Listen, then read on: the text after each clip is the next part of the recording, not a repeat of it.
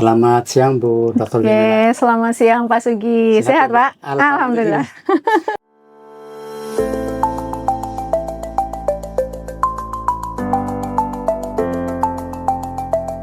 Ya Bu, ini kita mau bincang-bincang ringan. Jadi seperti yang Ibu sampaikan dan kita tahu bahwa BPS Korpu atau Korpu umumnya kan mendesain sebuah pelatihan yang berdampak gitu. Iya.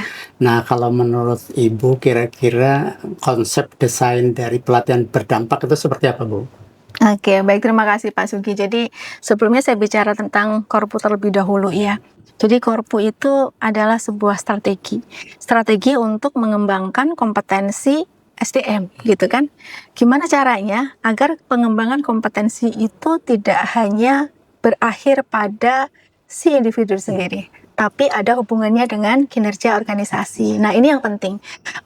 Titik poinnya Korpu itu adalah bagaimana agar kinerja organisasi, dalam hal ini juga nanti ada kinerja individu itu juga tercapai. Tentu perlu banyak hal ya, salah satunya adalah didukung dengan manajemen pengetahuan yang kuat ya, adanya aset-aset intelektual dari para SDM ini sehingga nanti Korpu itu akan bisa berhasil.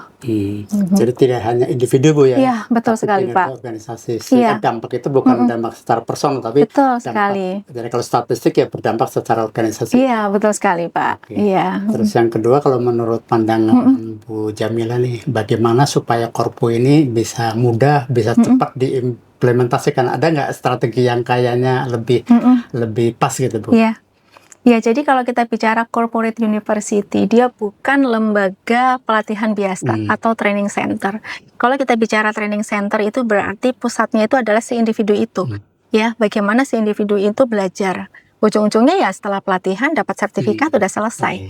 Tapi ketika kita bicara Korpu, artinya kinerjanya itu tidak hanya si individu tapi juga organisasi. Makanya ini sebagai sebuah strategi. Nah, gimana caranya agar Korpu ini berhasil?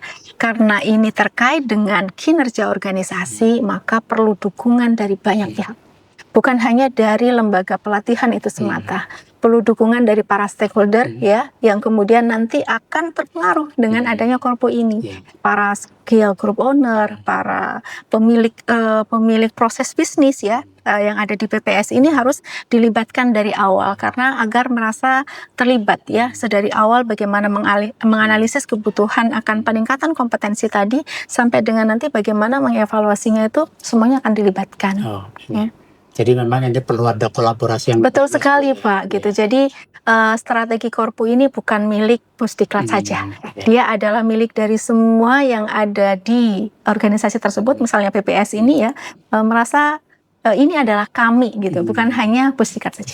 Iya. Pusdiklat hanya bagian kecil dari ruang Korpu itu Bu ya. Betul sekali Pak. Baik Bu Dr. Jamila, terima kasih dengan waktu yang Ibu tentunya sibuk. Mudah-mudahan dengan sedikit pengetahuan yang disampaikan bisa menjadi kata kunci ya bagaimana BPS yang insya Allah akan mengimplementasikan BPS Korpu yang tentunya tadi ya strateginya, kemudian yang didesain seperti apa, mudah-mudahan menjadi langkah mudah untuk mengimplementasikan. Sekali lagi terima kasih. Iya, sama-sama Pak. Saya yakin BPS ini punya banyak resources dan BPS Korpu sukses. Ya, soalnya nanti kita tentu banyak bertanya karena perspektifnya banyak di tempat Ibu ya. Sama-sama kita saling belajar Pak. Oke Bu, terima kasih. Ya, sama-sama Pak Sugi. Sehat selalu ya Bu. Amin, terima kasih Pak.